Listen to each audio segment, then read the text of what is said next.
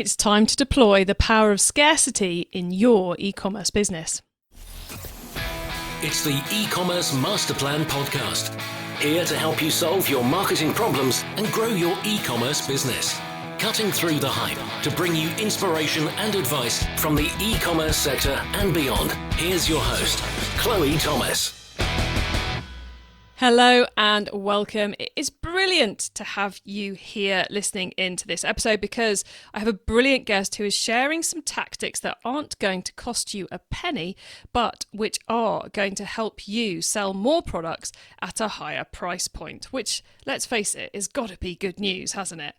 Now, this episode is all about kind of neuroscience and neuromarketing. So in the vein of that, it's only right that I start with a little bit of social proof. Yes, we've had another review on Apple Podcasts, which, as you all know, when we get one of these, I like to give a shout out to the person who's left us the review and read it all to you guys as well. This one is from Beagley from the UK, who's given us a lovely 5-star rating. Thank you, Beagley. And he says, great podcast. He or she says, great podcast. Chloe is very friendly as well as experienced and knows how to get the best out of her guests. I think the podcast is great for advice if you're starting or running a business. There will be something for everyone that's really useful. Thank you, Beagley. And thanks for listening too. And this episode is definitely really useful. In today's episode, we are talking to an author, the author of the brilliant new bestseller, The Power of Scarcity. And as we all know, hopefully we all know, scarcity is a great way to increase sales without giving away more margin. And quite frankly, that's news that we all need to be learning about, hearing about, and deploying in our business. So please listen to the end of the episode so you don't miss out on my guest's top tips and my own take on this episode. I have something very exciting to tell you about. We are about to launch Chloe's eCommerce Club. I've been procrastinating about launching an online club for almost a year, and I am finally about to do it. The point of the club is to help you all improve your e-commerce businesses. So every week, I don't get round to launching it. I am very aware that I am not helping you. So I've set myself the deadline of getting it all live by the end of January. Yes, we're following my own advice, putting live an MVP, a minimum viable product, and then we'll optimize the club and build it out based on your feedback. Not that groundbreaking, but exciting to actually be finally getting it live. Now, why am I telling you this? Well, right now, you can sign up to join me in the club as soon as it goes live. Just go to ecmp.info/club. It is totally free to join, and I will be hanging out there ready to help you with your challenges every day. Go on, join me at ecmp.info/club. And now to introduce today's guest expert. Mindy Weinstein, PhD, is the author of brand new best-selling book, The Power of Scarcity, leveraging urgency and demand to influence customer decisions.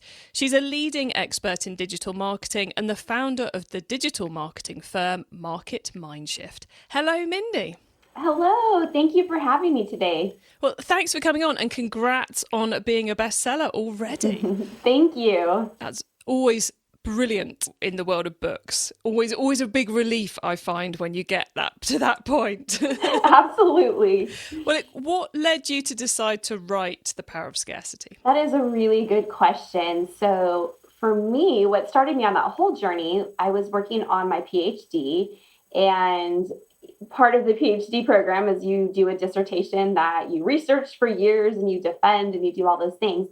And my PhD is in general psychology with an emphasis in technology. So I'm a marketing practitioner. So my thought was, well, I want to do something that ties to marketing. And I started doing research on influence and persuasion, just trying to understand motivators for consumers.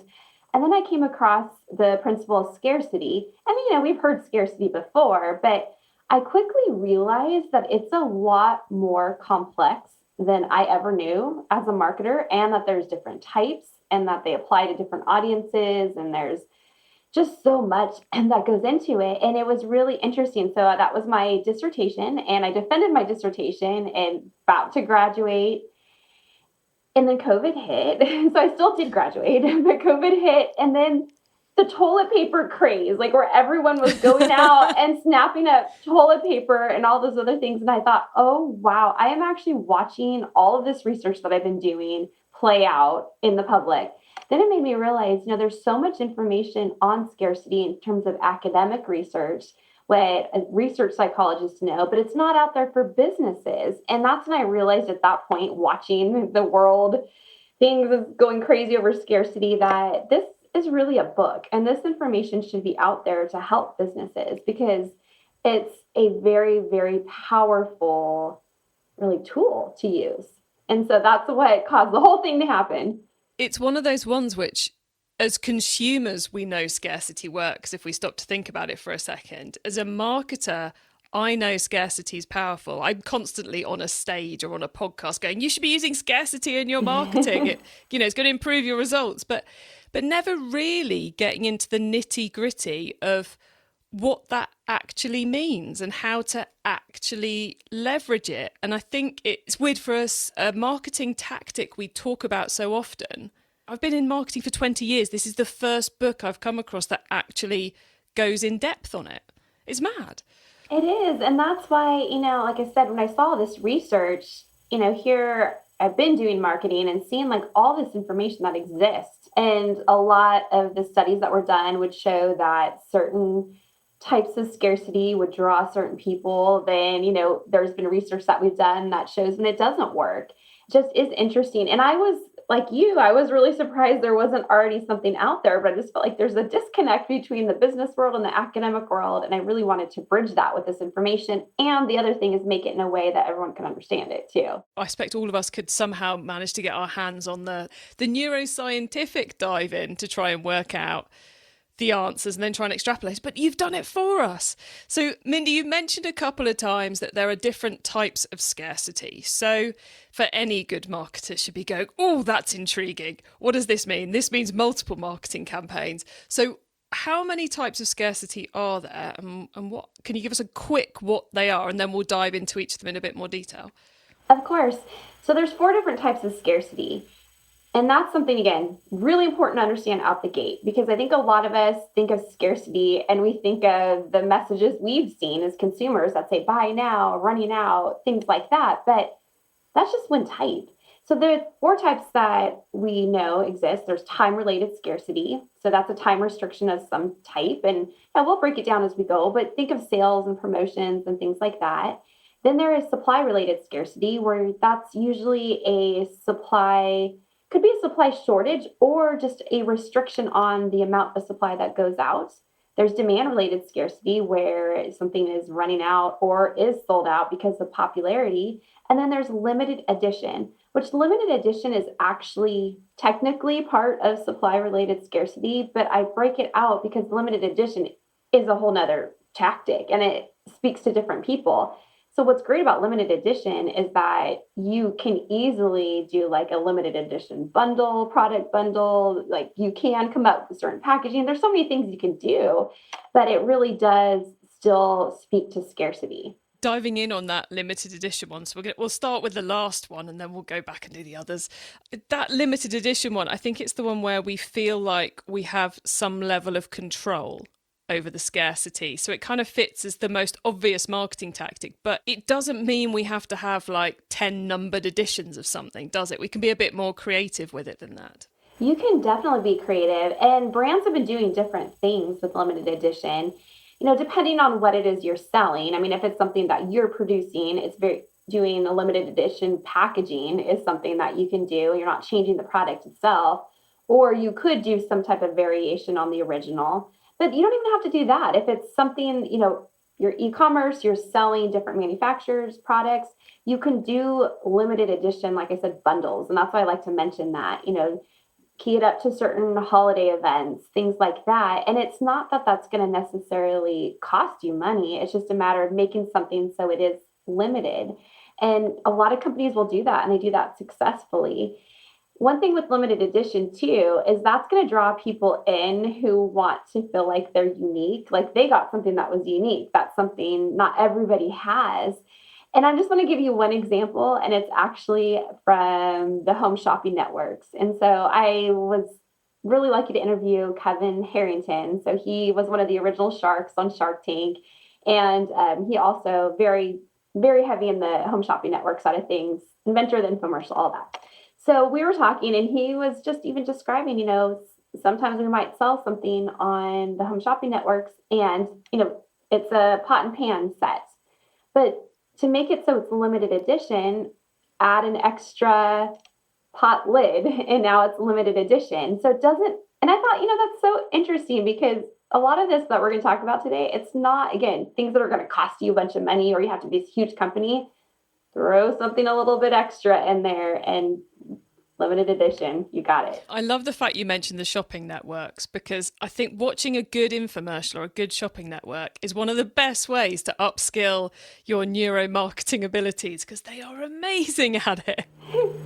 They employ a lot of scarcity tactics. So you're going to see supply related, you're going to see demand related, you're going to see it all. And there's one which I often see on there, which I'm not quite sure which of your categories, of the other three categories it fits into. So I'll challenge you with this one to categorize it. Is whenever I'm watching like QVC or something, they never have unlimited stock of anything. It could be pots and pans, it could be gardening implements, it could be, blenders or lampshades, but it's always, we've only got 30 of these, we've only got 20 of these. So I'm assuming they've got a lot more than that in the warehouse, but that's how many that's been allocated for those presenters to sell in that time slot. So which one is that? Is that demand related, supply related? Or I'm guessing it's probably not time related, but which one does that fit into?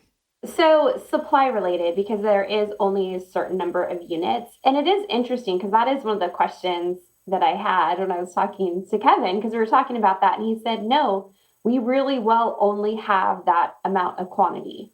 And so that's absolutely accurate. But what they do is they're not going to get a ton because they also have to see, how is it going to sell and things like that. And so when you see that, it's true. That's it. If there's 100 left, that's it. Now, where you start to see the demand related come up in those, type of programming is when they start showing you, oh, wow, we already sold, this amount. Oh, now there's only, out of the 100, we only have 10 left. Now you're getting into demand related and your heart's going to start pounding a little bit.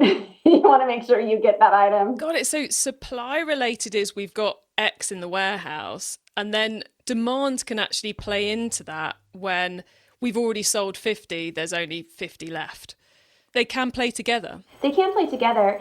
But, some companies, especially when you think of more of like luxury type products, they intentionally only have a certain amount of supply because that speaks again to a certain audience, people who want self-expression, and they don't want to be buying and showing off something that everybody else has. It's got to be something that's more special to them. And so it doesn't have to be supply related with demand related. Sometimes it is just supply related. Or like you think about drops. That's a huge thing now, right? There's always the drop. Nike does that. Amazon even has a program called the drop. So, it's super popular. But that's actually supply related because they're only going to release a certain amount of product. And then that causes, of course, the frenzy. And I got to make sure I buy this on time. Okay, so anything else we need to know about supply related or demand related before we talk a bit more about time related? There's really two things. And again, it's more the audience and the type of product. So from our research, we know that, as I've said, supply related is really good for people, your customers, if they want things that are unique to them. And also same thing with limited edition. And those, like you think about those people, the ones on social media posting pictures of, whatever the latest and greatest that they bought. So they're conspicuous goods, things that you would show off. Now, demand related, that really speaks to people who also want to conform a bit. They want to be part of the group. And one thing I just want to mention, just a little nugget, because it's really easy to implement, especially in e-commerce, is that you can show demand related, which is very easy to do by marking products as bestseller, most popular, doing wait lists, letting people know things are restocked. And there's something that happens. So, like I said, a lot of times it's it could be a group of people who want to feel part of the group and they want to conform. They don't want to miss out. That's a huge thing for demand related. They don't want to miss out. But what also happens with demand related, and this is to me a little bit mind blowing, or maybe just blows my mind, and I talk about it a lot, it still blows my mind. But what's interesting is in our brains, if we see that something is more popular or just got restocked and our customers aren't really sure which to buy, our brain will automatically focus on whatever it is that's a bit more in demand, because our brain takes a mental shortcut, and in our brain it's, this must be valuable, this must be good, otherwise all those customers wouldn't be wrong buying that. And so it's a very easy thing to do. And so a lot of this, it doesn't take much, like adding a little label like this is a bestseller or this has been restocked to let people know. They have to be on a wait list. That causes people to go crazy. So all those little things you can do. It's interesting how we're now kind of starting to talk a little bit about social proof, which is another not as well understood as it should be, one of these tactics. But before we go fully, go off on the social proof rabbit hole, we said we were going to talk a little bit about time related as well, because this is definitely one that's in the hands of the retailer and the seller, isn't it? You have huge control on this one. Yes. And so time related, that's a bit different because now there's the restriction on time. And so for the customer, they're actually competing against the clock versus competing with each other, trying to get the last product left. So with time related, that works with a lot of different products. And so for a lot of categories and actually for just a lot of people, and there's a lot of ways that you can implement it. I mean, flash sales, of course, are a type of time related scarcity. With the flash sale, the research has shown that, 24 to 72 hours is your sweet spot. If you go a little bit under that or over that, if you go over that, it's not really a flash sale. If it's under that, you're going to have some people who are angry who haven't checked their email lately. So, but countdown timers, and it's funny because I do talk about countdown timers, and I actually did talk to an e-commerce business that sells an electronic product, and they use countdown timers, and they said when they've used those, their sales have increased, 40%. The reason I'm even saying it's kind of funny is because I feel like we all have a love-hate relationship with them. Like as the customer, it stresses you out because you're watching that clock tick down, but you're still going to take action. But we know from a selling point of view, it actually does work. But also promotion, so doing any kind of coupons. So really interesting little psychological research finding about coupons is that there has been research that shows that the feeling that we get when we get a coupon, that happiness, the oxytocin levels are equivalent to getting kissed. Really? So I thought coupons really ignite the love hormone. How funny is that? Or the love chemical, I should say. So we love coupons. But what's also interesting about that is that if you are even thinking about coupons, I mean, there's more than one way to go about it. You can have, 20% off by this time period, and of course that works. But, what some companies will do is they have, if you spend a certain amount of money, then you get a future, coupon or reward that you can use. And what that does is it actually ignites a bit of fear of missing out, because now the person has that, they've gained something, it's exciting. But as they get closer to that time period running out, it starts to get more of a fear of loss. If I don't use this now, I'm going to miss out on this deal. And so we're more susceptible to a fear of loss than we actually are of excitement to gain. So there's different things that you can try and test and see, what is the activity. And as I keep saying, I just love the fact with all of this that, most of them, you don't have to be a huge company, I have to have huge budgets. Anyone can do it. It's just a matter of what's going to work and watch your sales numbers and do some adjustments as you go. You've given us so many things we can test there. I love the fact that because of the way each one of these four is constructed, they're appealing to a different customer and a different set of customer needs.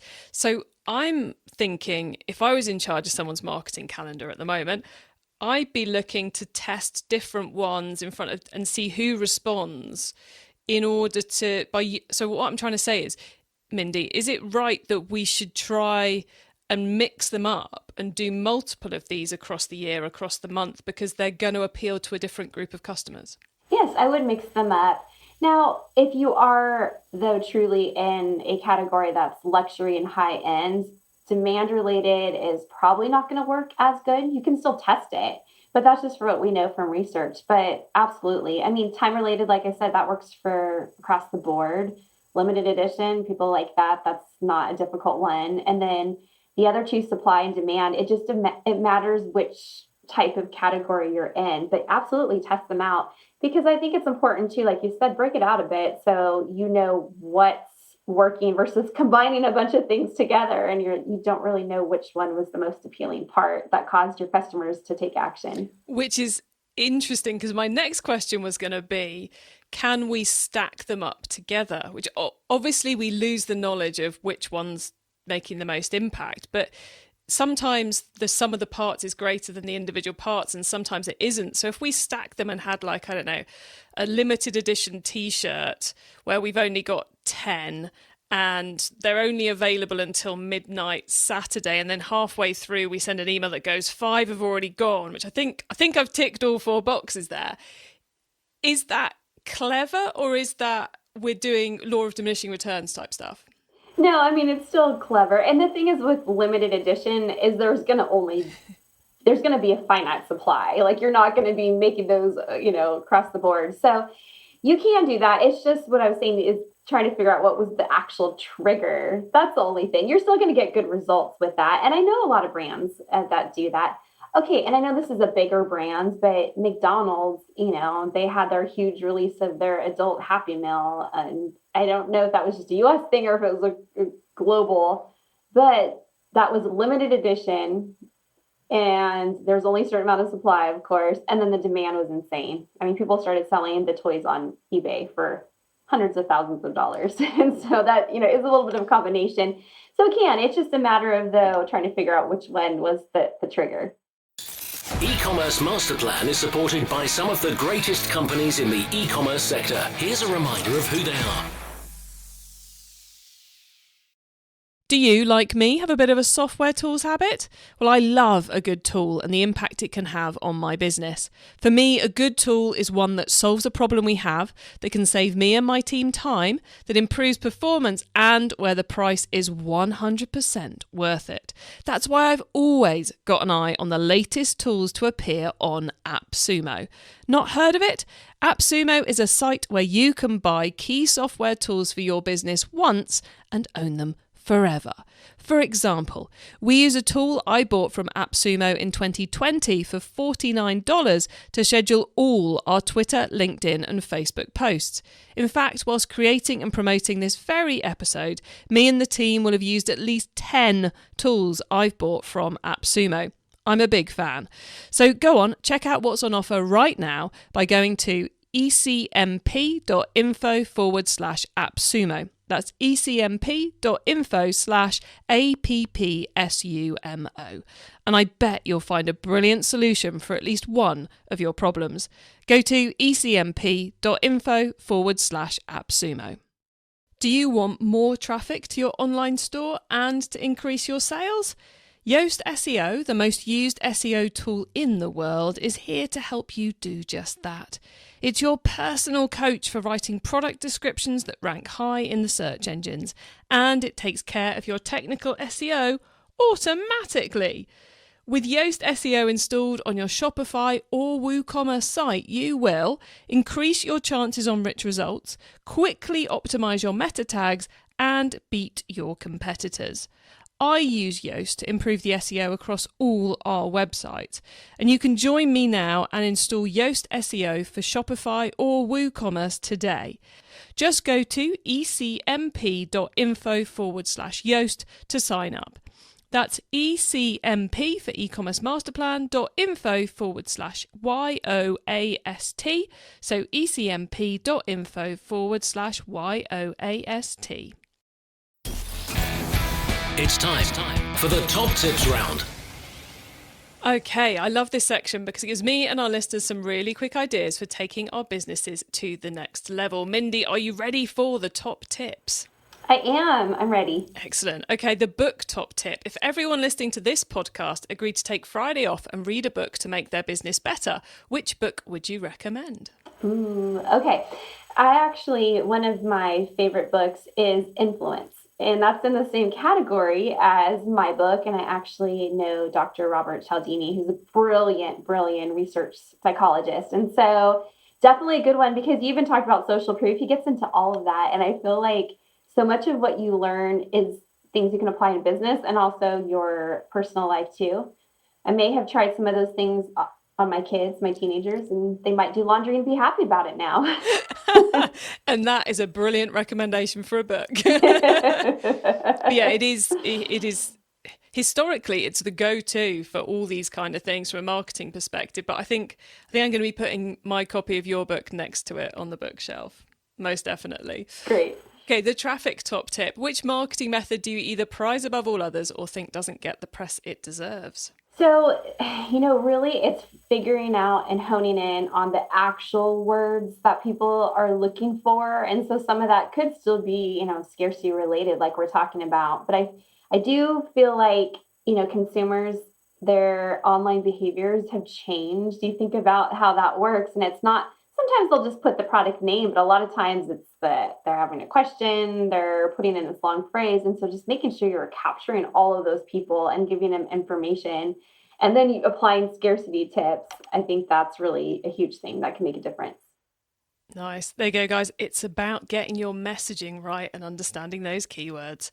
Okay, the tool top tip may be a collaboration tool, a social media plugin, a phone app, or just a way of working. Is there a cool little tool you use that makes you and your team more efficient from day to day? We live in Asana. So Asana, just so everyone knows, that's a project management software. I'm a huge to-do list person. So it feels really good when you could go in there, check things off, and then you can give tasks to other people on your team. And I don't even know how we would run things without that. So there's so many things that we use, but I feel like that one, if we didn't have in our business, oh no, I don't know how we'd function. I'm exactly the same. Asana is critical. I don't think podcasts would end up getting from us recording it to it landing on Apple without Asana in my business. Okay, the growth top tip. If you met someone today who's focused on growing their e-commerce business from 100 orders per month to 1,000, what would be your number one tip for them? Can I still say scarcity? You can definitely say scarcity. Because I do feel like that actually is the game changer. You do all this work, you set up an amazing store, whether you're using Shopify or another platform, but you've got this beautiful e-commerce site. And you get people there, but now how can you really get them to feel a sense of urgency? And that's applying the tips that we talked about. And I have talked to so many businesses that was the game changer. I even interviewed the founder of a popular jewelry brand. And it was really interesting when I was talking to her because she said that she was so fearful of running out of product. That was always her big concern, is running out of product. Well, she ran out of product and then sent an email out, just letting people know it's been restocked. And that, she said, was one of the things that ended up changing everything. The whole thing of now her business, which is a multi-million-dollar business, e-commerce, is that they ran out of stock and people know that. And so they go and they buy and there's bestsellers. And that was a game changer. I love that example. I think sometimes we get a bit scared of true scarcity, but actually it's such a powerful method. Such a powerful method. Well, look, Mindy, you've given us loads of great tips, loads of great advice, and kind of opened our mind, expanded our minds to the whole remit of scarcity. So if one of the listeners wants, or many, hopefully, of the listeners wants to know more, where can they find you, your business, and your book? Yes, actually just go to powerofscarcity.com. That'll take you right to the page that talks about my book, and you can see my contact information on the site too, but that's the easiest. So powerofscarcity.com. Oh, I love that. Nice and simple. Mindy, thank you so much for being on the podcast. It has been lovely chatting with you and encouraging the audience to try some of these clever marketing tactics. So thanks so much for coming on. And thanks for having me.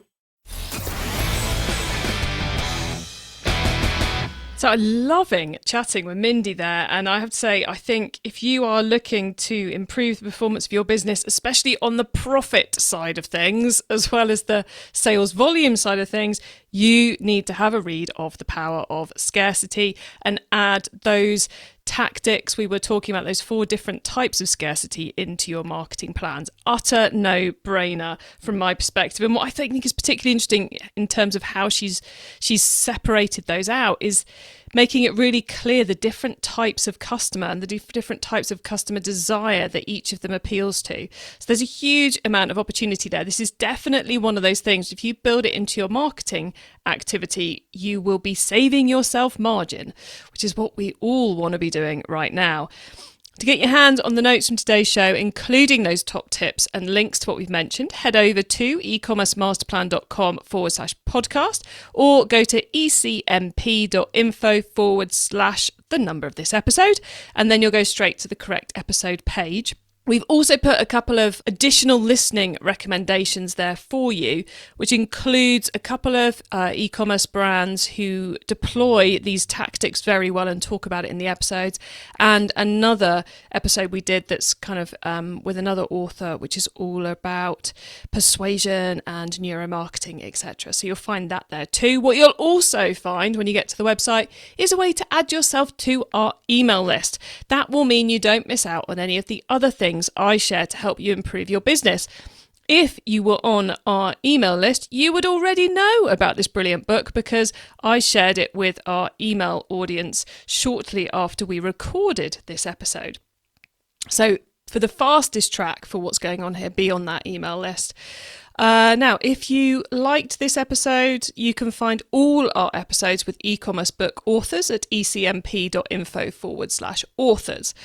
Thank you so much for tuning in to this and every episode that you do of the e-commerce master plan podcast.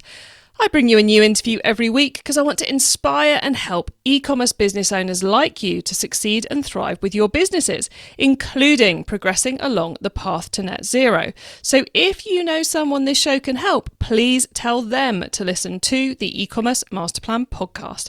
I hope you have an excellent week and don't forget to keep optimizing. Thank you for listening to the e-commerce master plan podcast. Find out more at ecommercemasterplan.com/podcast. Don't miss out. It's time you joined Chloe's e-commerce club, our free club that's all about helping you grow your e-commerce store. Join right now for free at ecmp.info/club.